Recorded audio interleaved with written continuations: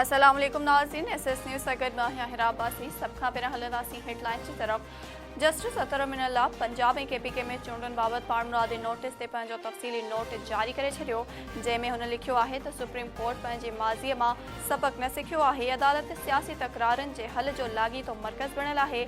PTI जी दरख़्वास्त ते कार्रवाई वक़्त खां अॻु हुई।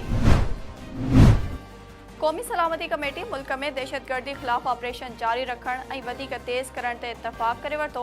वज़ीर आज़म शहबाज शरीफ़ जी सदारत हेठि क़ौमी सलामती कमेटीअ जे इजलास में चेयरमैन जॉइंट चीफ्स इतलात, दिफ़ा, नाणे, परॾेही ऐं घरू वज़ीरनि समेत टिनी हथियारबंद फ़ौजनि जे सरबराहनि शिरकत करे इतफ़ाक़ कयो त दहशतगर्दनि ख़िलाफ़ ज़ीरो टॉलरेंस जे बुनियाद ते कार्रवाई जारी रखी वेंदी।